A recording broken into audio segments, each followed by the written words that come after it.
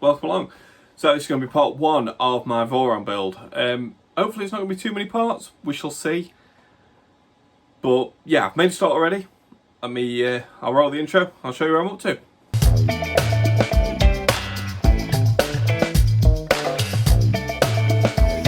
So, at the moment, I'm a little bit limited in movement. I've just had surgery on my elbow after completely shattering it, and I've got 24 pins in there. So I've been a little bit slower than I wanted in building the frame. Now, I've made heavy use of these clamps, which were a lifesaver. I don't know how I'd have done it without them. I'll show you these, show you how they work, and show you how much of the frame I've got left to build. So, like I said, I've been making heavy use of these brackets. They're precision ground, accurate 90 degrees, and there is no way I'd have been able to hold three corners in place while tightening them up, because this hand hasn't got the dexterity or the strength to either tighten it or hold it. So, whack them in place, stick the clamp through the hole, and tighten it up, and it holds everything in place. Simple. All I had to do then was tighten the screws. I've measured the frame, everything is accurate to within a millimetre. Apparently you can have 2 mil deviance. I'd have liked to have got it closer to perfect, but limited. So, that's where I'm up to at the moment. The next step's a little trickier. That involves a grease-filled syringe. Getting the grease in this isn't easy as it sounds. I'll show you how I've done it, but the instructions for the Voron call for Mobilux EP2 grease. Can't find that in the UK, but I've found this EP2 lithium grease, which is the same thing basically. So to get it in the syringe, literally just squeezing it in. The problem is, it doesn't want to go in very well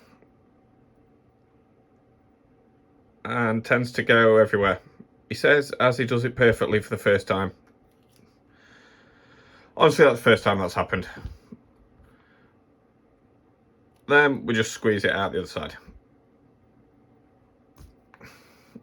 Like that. And squeeze the rest of it in. Basically, you squeeze this into the bearing and wait for it to ooze out. Alright, first things first, I've gone through all my rails. I've picked the ones that move nice and freely at the moment. There's no binding on them or anything. I've checked all of them. They're all good. Grab a paper towel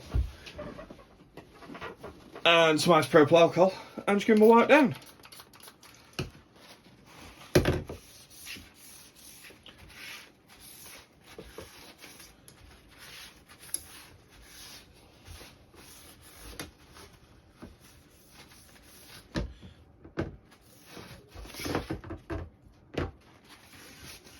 Simple as that.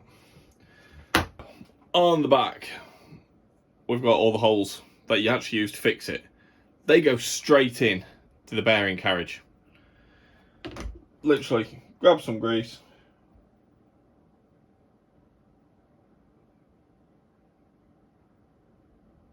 And squeeze.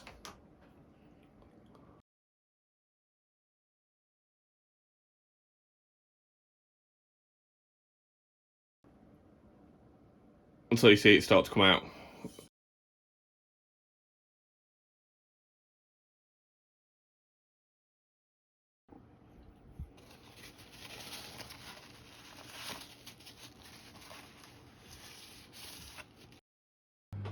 Right, the next steps I've got to do is put all the T-rails into the aluminium extrusion and then attach those lovely grease rails to that.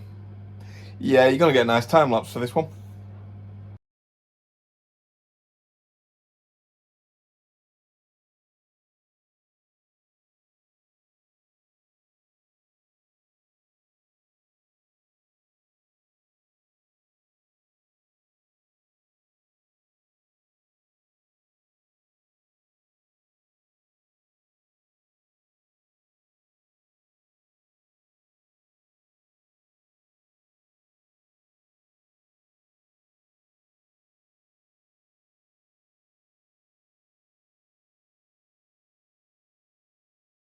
Okay, so that's that bit done. Keen eyed amongst you, notice a couple of extra tools there, bit of masking tape, and these little printed brackets. Very handy for lining it up, definitely recommended. And masking tape, very easy to line up the screw holes then. You're not constantly unscrewing it, screwing it back in. So I've got one more to do. I'll do some close-ups of that for you, show you what to do with the masking tape and how these work. So T-nuts, just slot in, and what I found easiest is get an Allen key, about the same size as the hole, and just pop them into place.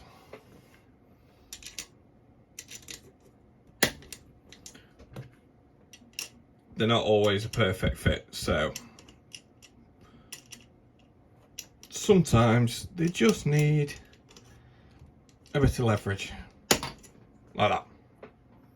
So I'll get the rest of them in and then show you what to do with the tape. Now we've got the T-nuts installed, we'll grab a bit of tape, a little bit longer.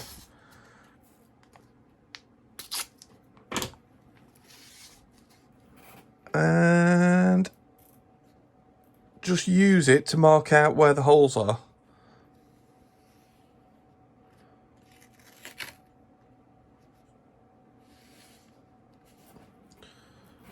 For the next rail.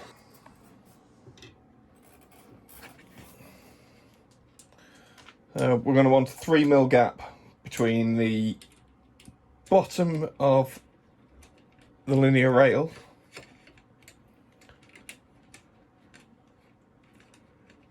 and the frame. Easiest way I found is with this hex driver, Allen key, whatever you want to call them, which is 3mm.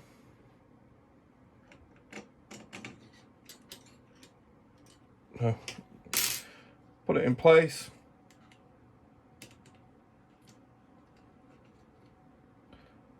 Tighten the one screw so they don't move, and then mark it up. So the instructions are calling for every other screw hole, which on this size works out at 11 T-nuts, because there's an odd number, so I end up with 2 at the bottom here. Take the rail off again.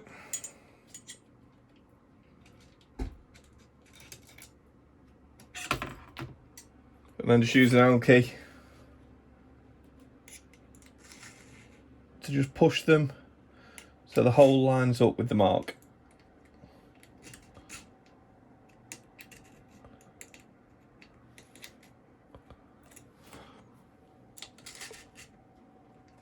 One thing I did learn though is to be careful not to get them too close together,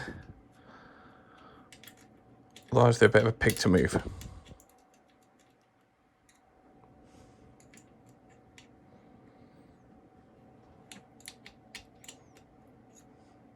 There you go, just like that. Tape off. You don't need that anymore. And then just a drop a thread locker in each hole.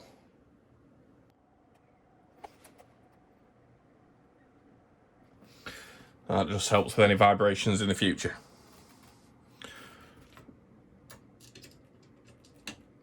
Rail back on.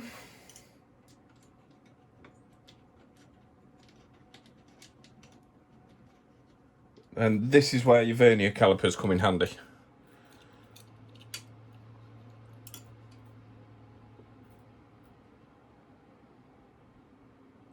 So,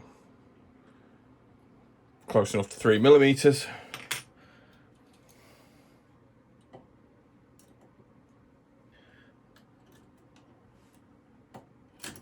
And just double check that spacing.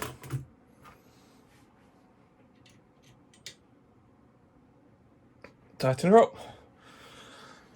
Okay, now I'll put the rest of the screws in.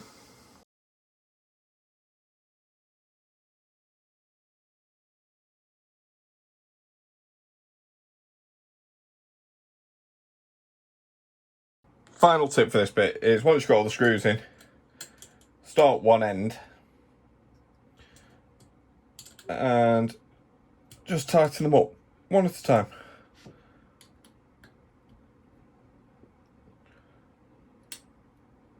They don't need to be too tight. You're not holding together a bridge or anything.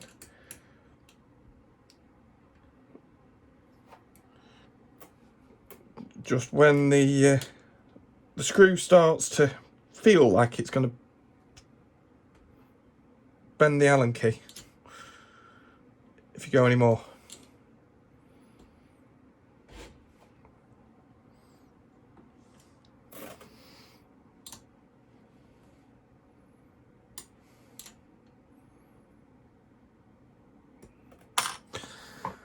And then just like that, we've got all the rails in. Okay, so we've got all the rails installed. The next step is going to be to put the bottom deck on, which we're going to have to tip the printer upside down for. So I'm just going to point something out, because if you don't miss it, you're going to cause yourself some major headaches. Okay, so this is the actual carriage on the linear rail. The bit that moves. It's got lots of little ball bearings inside it, and it could go straight off the end of the rail if these little end stops aren't installed. These aren't a permanent fixture. They come out. Make sure they're in before you tip it upside down. If those bearings come out, you've got one hell of a time getting them all back in again. Make sure you've got your end stops on. Actually make sure they're on all four. And then we just flip it upside down. So this is the point now where you need to decide which is the front and which is the back. So I'm actually going to have it. This is going to be the front. Okay, so for this bit we need 4 M5 T-nuts, not the M3 ones. And it's just 2 in each of these rails.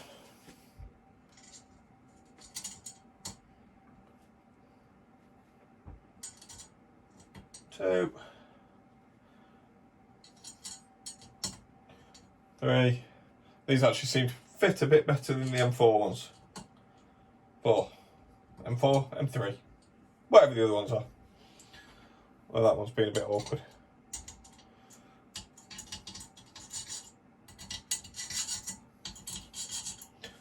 Okay. Not that one. This one. So, it does say up. Remember, you've got your printer upside down.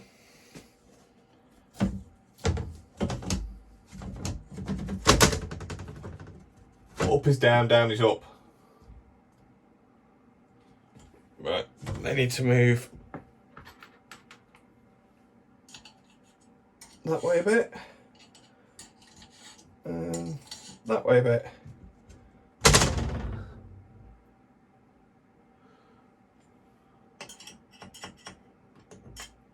Where is it? Not enough. Not enough. Not enough. That one's okay.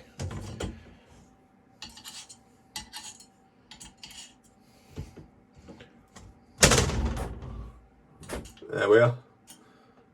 So we just line them up with the middle.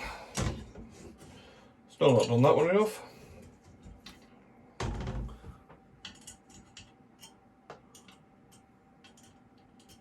Okay, they're lined up.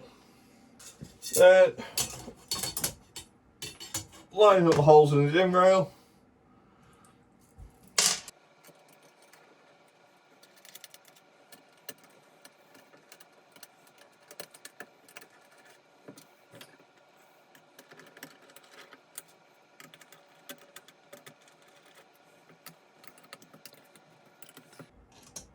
Right, so that is pretty much it for now.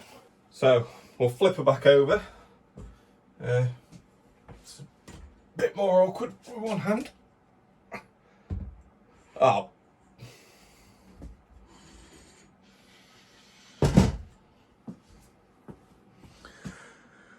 Remember to take the peel off.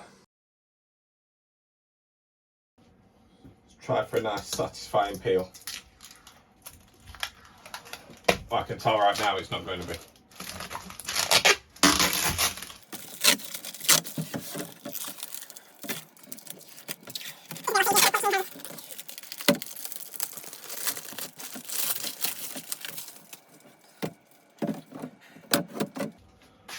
Okay, I'll screw it back together.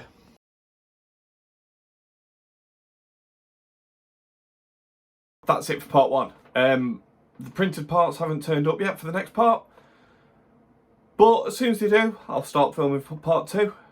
That's going to be getting the rails we've just done actually moving up and down. Well, sort of moving up and down. We're still going to wait for the electronics and all that gubbins. But the actual mechanisms that will make them move is the next part. That will be somewhere here or here. I've not figured out how to do that yet. Make sure you hit that like button, follow, subscribe, all the usual. I'll see you soon.